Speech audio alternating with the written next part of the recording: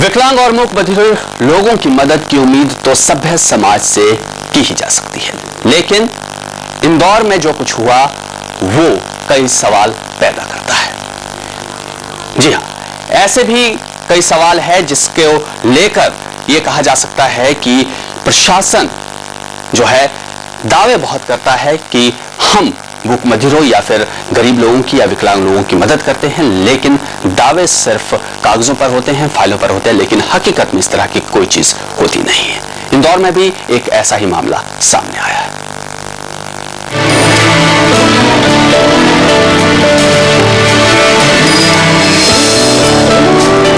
विरोध किसी साथ होने वाले अन्याय की प्रतिक्रिया है। विरोध एक इंकलाब है नाइंसाफी के खिलाफ। यहां भी विरोध ही जताया जा रहा है, लेकिन खामोश। कोई नारेबाजी नहीं, कोई शोर शराबा नहीं। चेहरे पर झुंझलाहट है और आंखों में गुस्सा। हाथ के इशारे से अपनी परेशानी समझाने का जतन। ये वो बच्चे हैं जिनके पास न जुबान है और न ही दूसरों को सुनने की क्षमता। शायद इसीलिए इंदौर के ITI हॉस्टल प्रबंधन ने इन्हें कड़कड़ाती ठंड में आधी रात को सामान सहित बाहर फेंक दिया। इन मूक बधिर बच्चों को तकनीकी शिक्षा दिलाने के लिए एक संस्थान ने ITI से गुहार लगाई थी, जिस पर उस वक्त सुनवाई नहीं हुई। बाद में सहारा समय की पहल पर ITI डायरेक्टर ने एक आदेश जारी कर 34 छात्रों को एडमिशन दे दिए। इन बच्चों के पास इसके प्रमाण भी हैं, लेकिन हॉस्टल वार्डन का कहना है कि इनके एडमिशन की प्रक्रिया पूरी नहीं हुई है। साहब जो यहाँ के वार्डन है, उन्होंने इन बच्चों का सामान उठा के रात को करीब 10:30-11 बजे करीब पूरा फेंक दिया। उन बच्चों को निकाल दिया पूरे हॉस्टल से। इन बच्चों ने मुझे तत्काल भाग कर आए कि हम बच्चों को निकाल दिया है। मैं इनकी सहायता के लिए यहाँ पर आया और देखा तो वो बिल्कुल नट रहे हैं। वो बोले कि इनकी परमिशन लाइए आप, ऐसा होगा वैसा होगा तभी हम इनको रहने देंगे। ये अब बिल्कुल अमानवीय कृत्य है। दिन में ये बात कर सकते थे, लेकिन रात में ही 10-11 बजे का टाइम चुनना बिल्कुल गलत है। इन बेजुबान बच्चों के साथ अमानवीयता की हद पार करने वाला हॉस्टल वार्डन नशे में धुत था और मौका पाकर वहां से भाग निकला। बाद में सहारा समय और पुलिस की मदद से बच्चों के रात भर हॉस्टल में रहने का इंतजाम किया गया। गलत ही हुआ कि रात में निकालना है। नहीं, आप मेरे को तो ये जो इन्होंने बताया कि ये बच्चे जो है बाहर हैं, तो अपने उनके प्रिंसिपल से इसकी बात की कपिल साहब से। उन्होंने कहा कि नहीं, बच्चे रात में यही रहेंगे और वो पुरोहित जी है सो हमसे आके मिले, जो भी उसका होगा बात कर लेंगे। बच्चे सड़क पर थे। संस्थान के प्रिंसिपल इस सब से बेखबर चैन की नींद सो रहे थे। घटना की जानकारी मिलने पर भी ना तो उनके चेहरे पर शिकन थी और ना ही बेजुबान बच्चों के प्रति हमदर्दी। वार्डन से बात हुई ना, तो क्या बोले, वो क्यों निकाला? वो अभी ऑथराइज नहीं थी ना, उनको अभी एडमिशन स्लिप वगैरह नहीं दी गई। तो सभी बच्चों को एडमिशन स्लिप नहीं है किसी के पास भी, तो उनको टेम्परेरी व्यवस्था की गई है उनकी। तो रात में निकालने का क्या उचित था? वो रात को निकाला नहीं निकाला, मैं वार्डन से बात करूँ तो बताऊंगा। कहा जाता है कि शारीरिक रूप से अशक्त लोगों को हमदर्दी की नहीं, उन हाथों की जरूरत होती है जो उनकी मदद के लिए आगे बढ़े। लेकिन मदद तो दूर, कुछ लोग उनका हक भी छीनना चाहते हैं। ये बेजुबा किसी के आगे हाथ नहीं फैला रहे, अपना हक मांग रहे हैं।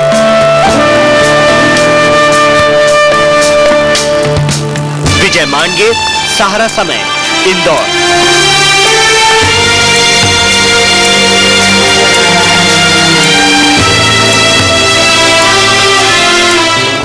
जहां तो आधी रात को इन बच्चों को हॉस्टल से बाहर कर दिया गया। कहा जा रहा है कि ये ऑथराइज नहीं थे वहां हॉस्टल में रहने के लिए, लेकिन सवाल ये कि आधी रात को कौन सी ऐसी आफत आन पड़ी उस हॉस्टल पर कि उसे खाली करवाने की जरूरत आन पड़ी थी। इंदौर से मनोज खांडेकर हमारे संवाददाता हमारे साथ मौजूद है। इनके साथ आनंद मूक बधिर संस्थान के संचालक भी होंगे और कुछ बच्चे भी इनके साथ मौजूद है। अब मनोज, फिलहाल तो अभी पूरे मामले की ताजा स्थिति के बारे में आपसे जानना चाहेंगे। हॉस्टल वार्डन से क्या किसी तरह की पूछताछ हुई है? वो होश में आए हैं या फिर नशे में हैं अभी भी? देखिए उनसे लगातार पूछताछ की जा रही है, लेकिन इस पूरे मामले को देखिए हम सुबह से लगातार इस खबर पर बने हुए, हमने लगातार इन बच्चों की बात आम लोगों के सामने रखी। तो इस पूरे मामले में जो ITI प्रबंधन है उसकी चूक कहीं ना कहीं सामने आई और कहीं ना कहीं वो एक तरह से कहे कि पूर्वाग्रह से ग्रसित होकर इस पूरे मामले में कार्रवाई कर रहा है। क्योंकि अगर बच्चों को निकालने की बात की जाए तो रात को 11 बजे अगर बच्चों को सड़कों पर निकाला जा रहा है तो उसका मतलब है कि उसका मोटिव जो इस पूरे घटनाक्रम के पीछे वो ठीक नहीं है और उसके चलते फिलहाल अभी भी टालम टोल की स्थिति वहां पर बनी हुई है। हालांकि सहारा समय की पहल और आनंद मुक्त बधिर संस्थान के जो संयोजक है उनकी पहल की वजह से बच्चों को दोबारा रात को आशियाना नसीब हुआ है, लेकिन एक बहुत ही दर्दनाक हादसा है क्योंकि जिस तरह की घटनाक्रम हुई है सहारा समय ने और आनंद मुक्त बधिर संस्था के संयुक्त प्रयासों के चलते इस ITI में इन बच्चों को प्रवेश मिला था। बच्चे किसी तरह की कोई हमदर्दी नहीं चाहते थे, वो चाहते थे कि उन्हें मौका मिले और वो खुद को सक्षम और उसको को बताया कि वो काबिल है, लेकिन ये मौका शायद लगता है कि संस्थान के लोग उन्हें देना नहीं चाहते। जी मनोज, उस मोटिव के बारे में आपसे हम जानना चाहते हैं, उस साजिश के बारे में जानना चाहते हैं जिस वजह से बच्चों को खदेड़ा गया बाहर हॉस्टल से। देखिए जो पूरा घटनाक्रम देखे तो यहाँ पर ITI में जो मुक्त बधिर बच्चों को प्रवेश दिया जाता है, विकलांग बच्चों को प्रवेश दिया जाता है, लेकिन जो पूरा प्रबंधन था कहीं ना कहीं इस तरह की प्रवेश प्रक्रिया से बचना चाहता था। सरकार के आदेश थे, सरकार का कोशिश थी कि इस तरह के बच्चों को आगे बढ़ने के लिए मदद मिले, वो अपने पांव पर खड़े हो सके और उसके लिए इस तरह का प्रावधान यहाँ पर था। लेकिन प्रबंधन इस बात को टालम टोल करता रहा। पहले उन्होंने इन बच्चों को प्रवेश ही नहीं दिया, नियम और कानून की बाध्यता बताते हुए कहा कि उन्हें यहाँ प्रवेश नहीं दिया जा सकता। लेकिन जब सहारा समय ने प्रमुखता से इन बच्चों की खबर उठाई थी तो उसके बाद मजबूर होकर प्रबंधन को उन्हें वहां पर प्रवेश देना पड़ा था। लेकिन कहीं ना कहीं माना जा रहा है कि उनके मन में बात ही आई, कहीं ना कहीं इस बात को लेकर टीस थी कि वो जो नहीं चाह रहे थे वो मीडिया के दबाव में उन्हें करना पड़ा। एक जो सकारात्मक पहल सहारा समय ने आनंद मुक्त बधिर संस्थान के साथ की थी वो कहीं ना कहीं उन्हें कचोट रही थी और उसी का बदला लेने के लिए माना जा रहा है कि कल रात को उन्होंने इस पूरी घटना को अंजाम दिया। मैं आपको बता दूं कि पूरे प्रदेश के 34 बच्चों का चयन इस ITI में हुआ जिन्हें तकनीकी प्रशिक्षण दिया जाएगा। उसमें से 7 बच्चों को विधिवत रूप से एडमिशन दिया जा चुका है और बाकी जो 27 बच्चे उनकी प्रवेश प्रक्रिया चल रही है। तो जो प्रवेश प्रक्रिया चल रही है माना जा रहा है कि जो प्रबंधन है वो इस मामले में लेटलाली कर रहा है, वो लापरवाही कर रहा है, जिसके चलते प्रवेश प्रक्रिया इतने दिनों से लंबे समय से अटकी हुई है। और जब बच्चों चूंकि बाहर से आए और उनका यहाँ पर चयन हो चुका है, केवल प्रवेश की जो औपचारिकता बची है इसके चलते वो हॉस्टल में रह रहे थे, लेकिन कल अचानक रात को कदम उठा गया है। बिल्कुल ये बात जी जी हम चाहते हैं आपके साथ आनंद मुक्त बधिर संस्थान के संचालक भी ज्ञानेंद्र जी भी मौजूद है और कोशिश कीजिए अगर कुछ बच्चों से हम समझ पाए उनसे कि किस तरह से उन्हें बाहर किया गया, कल क्या उनके साथ बीता है। जी बिल्कुल, बच्चे भी इस वक्त हमारे साथ मौजूद है, लेकिन पहले हम ज्ञानेंद्र जी से बात करेंगे कि ये क्या पूरा घटनाक्रम था। क्या लगता है ज्ञानेंद्र जी, जो पूरी एडमिशन प्रक्रिया हो चुकी थी, बच्चों को विधिवत रूप से एडमिशन की प्रक्रिया चल रही थी, तब अचानक ये जो कदम उठाया गया, क्या लगता है? ये कदम अमानवीय कृत्य है और ये जो प्राचार्य हैं वहाँ के वो इनसे बदला निकाल रहे हैं क्योंकि नियम के कारण से उनको एडमिशन देना पड़ा। सहारा समय ने जो पहल की थी इस कारण से उनके ऊपर दबाव था, लेकिन वो कहीं टीज उन मन में है कि इन बच्चों को और एडमिशन क्यों दें, जबकि डायरेक्टर ने खुश होकर उन्होंने कहा कि यदि इन बच्चों को अच्छा लग रहा है तो 27 बच्चों की अतिरिक्त इन बच्चों की परमिशन भेजी और 22 नवंबर को ज्वाइंट डायरेक्टर साहब जो यहाँ के ITI के हैं उन्होंने कहा कि तत्काल प्रवेश कराइए और तत्काल इन बच्चों को बुला लीजिए। हमने पूरे प्रदेश से मुक्त बधिर बच्चों को बुला लिया था और सब बच्चे आ गए थे और वहाँ पर रहने की दिक्कत थी, इस कारण से हमने बात करके वहाँ खान साहब थे, बोले हम पूरी व्यवस्था करेंगे और इन बच्चों को वहाँ रखा गया था और पूरा मात्र औपचारिकता ही बची हुई है। लेकिन लतीफी इसलिए की जा रही थी कि शायद इस तरह की घटना को अंजाम दिया जा सके। ये बेचारे गूंगे बहरे बच्चे न बोल सकते हैं न सुन सकते हैं, बेजुबान, इनके लिए ये अपनी बात जिस तरह से एक्सप्रेस नहीं कर पा रहे हैं। रात को ये मेरे पास भागते हुए हाँपते हुए आए कि वो 3-4 गुंडे लोग भी उन्होंने प्राचार्य ने वहाँ पर बुलवा लिए। जब वहाँ पर हम पहुंचे तो उन्होंने धक्का मुक्की इन बच्चों के साथ की। जब ये सारा समय का जो कैमरा आपका वहाँ पहुंचा तो ये 3-4 गुंडे वहाँ से नदारत हुए, उनको लगा कि शायद TV चैनल अब आ गया है इनकी सुरक्षा के लिए। लेकिन एक बहुत इस तरह का अमानवीय कृत्य प्राचार्य के द्वारा किया जाना, प्रवेश में लेट लतीफी करना, और जबकि नियम कायदे के अनुसार ही हम चल रहे हैं। और दूसरा इस तरह के 3-4 अवांछित तत्वों को बुलाकर इन बच्चों को धक्का मुक्की करना, सामान फेंका जाना, पुलिस को मिसगाइड करना, ये सारी चीजें गलत हो रही हैं। ये बच्चे बेचारे जो हैं पूरे प्रदेश से आए हैं और ये अपनी बात किसी को व्यक्त नहीं कर सकते, इसलिए मेरे पास आए कि हमें निकाला जा रहा है, आप तत्काल मदद करिए। हम इन बच्चों की बात जानने की कोशिश करेंगे, आपके माध्यम से जानना चाहेंगे कल रात को क्या घटनाक्रम हुआ था, किस तरह इनके साथ दुर्व्यवहार हुआ, किस तरह अमान्य हरकत हुई? कल ITI कॉलेज में हम सारे मुकबदिर छात्र हॉस्टल में रुके हुए थे और जो हॉस्टल का वार्डन था, जो दारू में धुत था, नशे की हालत में था, उसने सबका सामान निकाल के फेंकना चालू कर दिया और लिख कर दिया कि प्राचार्य ने हमें आदेश दिया है कि सबका सामान फेंक दिया जाए। हम लोग बहुत चिंतित हो गए। हम लोग मुकबदिर बच्चे गए, पुरोहित जी को खुद स्वास्थ्य गड़बड़ था, लेकिन उसके बावजूद ये हमारे साथ में वहां पर आए और वहां पर बहुत जबरदस्त भिड़ंत हुई। 4-5 गुंडे बदमाश वहां पर आ गए। उन्होंने हम मुकबदिर पर हमला भी करना चाहा, लेकिन यदि इसी तरह की घटना रही, हम आगे बढ़ना चाहते, हम क्या करें? हम सभी दुखी हैं, व्यथित हैं और ये समाज क्यों नहीं हम गूंगे बहरे बच्चों के लिए आगे आता है? इस तरह के जो प्राचार्य जो कृत्य कर रहे हैं, इससे हम बच्चों को नुकसान हो रहा है। हमें प्यार से करने की बात है। दारू पीकर हंगामा खड़ा करना, ये कौन सा तरीका है? इन्होंने उसको सूंघ लिया था, वो वहां पर थे और बता रहे हैं कि पूरे मध्य प्रदेश के बच्चे हैं यहाँ पर, सारे गूंगे बहरे बच्चे व्यथित हो गए। अब शायद पेरेंट्स भी बहुत परेशान होंगे कि क्या हो रहा है यहाँ पर। और पूरे इनके साथ इसी तरह की घटना होती, बुरहानपुर में भी भर्ती हुई, वहां पर भी जो है इस तरह की भर्ती में जो लेट लतीफी की गई। इस तरह की जो चीजें गूंगे बहरे बच्चों के साथ ही क्यों हो रही हैं? हम लोगों के साथ यदि करना है, शासन हम सारे गूंगे बहरों को जहर दे दे, मार दे, इससे अच्छा हम अभिशाप हम समझते हैं। ये शासन हमारी मदद क्यों करना चाहता? हम क्या करें? हमें कहीं हर मोर्चे पर रोक दिया जाता है, चाहे नौकरी की बात हो, चाहे ITI में प्रवेश की बात हो, नियम कायदे होते हुए, और लोन आ रहा है। ये बिल्कुल बहुत पीड़ाजनक बात इन्होंने कही है। कुछ और बच्चों से जानने की कोशिश की जाए कि प्रदेश भर के बच्चे आए थे, काफी उम्मीदें लेकर यहाँ पर आए थे, क्या उम्मीदें वो लेकर यहाँ पर आए थे और फिलहाल उनको क्या देखने को मिला है? हम लोग यहाँ पर ITI करने के लिए आए थे। हमें पत्र प्राप्त हुआ, बड़ी मुश्किल से जब काउंसलिंग लेटर मिला, उसके बाद हमें प्रवेश देने में आनाकानी की गई। उसके बाद मीडिया की हमको मदद मिली और कल जो है जब प्रवेश, हम लोगों को विधिवत हमारे पास पर्ची है, हम पुराने छात्र हो चुके हैं, 7 बच्चे जिनको स्पेशल परमिशन से दिया गया था। इसके बावजूद उन्होंने गूंगे बहरे बच्चे हम लोगों की बात नहीं सुनी और वहाँ पर हॉस्टल में किसी प्रकार की सुविधा भी नहीं है, जहाँ पर मच्छर बहुत हैं, बाथरूम भी नहीं है, बहुत सारी असुविधा वहाँ पर है, लेकिन हमने उसमें उफ तक नहीं की। लेकिन उसके बावजूद हम उसमें रह रहे हैं और उन्होंने सब बच्चों को जो है जिस तरह से निकाला। प्राचार्य हम लोगों की मदद नहीं करना चाहते हैं, शायद वो गूंगे बहरों को निकालना चाहते हैं, वहाँ एडमिशन नहीं देना चाहते हैं। पूरे जबलपुर से इसकी परमिशन आई है, अतिरिक्त 27 बच्चों की। तो ये प्राचार्य कौन होते हैं रोकने वाले, जब इनके संचालक जो महोदय हैं इन्होंने इनको अनुमति दी है? हम सारे गूंगे बहरे बच्चे बहुत व्यथित हैं, बहुत दुखी हैं और पूरी रात भर हम सोए नहीं हैं। हम लोग परेशान हैं। हमें लगता है कि शायद कुछ गुंडे बदमाश फिर से हमारे ऊपर हमला बोलेंगे और कल भी ऐसा ही हुआ था। सिर्फ सहारा समय का मीडिया पहुंचा तब वो भागे वहां से।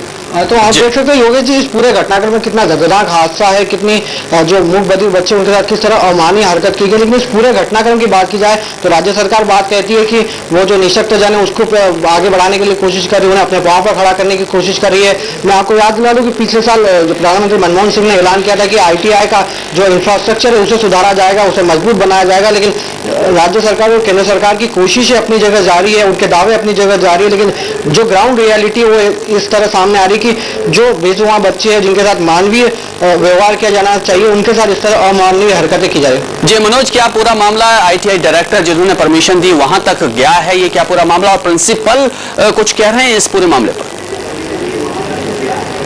देखिए, जो पूरा घटनाक्रम हुआ कल देर रात को ही जो आला अधिकारी उन्हें इस बात की इत्तला दे दी थी, प्रशासन के आला अधिकारी को दे दी थी। उसके अलावा जो अधिकारी इस पूरे एडमिशन प्रोसीजर में साथ में रहे, जिन्होंने अनुमति दी है, टेक्निकल डायरेक्टर और जो तमाम जो सरकारी अधिकारी भोपाल में और जबलपुर में मौजूद है, उन्हें इस बात की जानकारी दे दी गई है। लेकिन जहाँ तक प्रिंसिपल की बात करें तो हमने अपने खबर में भी दिखाया कि वो किस हालत में थे, रात को सोए हुए थे, जबकि ये पूरा जो घटनाक्रम उनसे 100 मीटर की दूरी पर हुआ था। जो हॉस्टल बना हुआ है वो उसी परिसर में बना हुआ है जहाँ पर वो रहते हैं। तो इसे में अंदाजा लगाया जा सकता है कि प्रिंसिपल को या तो उस पूरे घटनाक्रम की जानकारी नहीं हो, अगर जानकारी नहीं तो बहुत दुर्भाग्यपूर्ण घटना है कि क्या उन्हें इस हक बनता है कि वो इस प्राचार्य के पद पर मौजूद रहे, क्योंकि अगर उन्हें 100 मीटर की दूरी पर उसकी जानकारी नहीं है तो उन्हें बिल्कुल बिल्कुल मनोज, इस बीच हम भी लगातार यहां से कोशिश कर रहे हैं कि प्रिंसिपल महोदय जो है राजेश कपिल, उनसे हमारी बातचीत हो जाए, लेकिन उन्होंने फोन बंद कर दिया है और यहां पर मजबूरी से हमें यह कहना पड़ रहा है कि हम कहना नहीं चाहते थे इन शब्दों को कि 100 मीटर की दूरी पर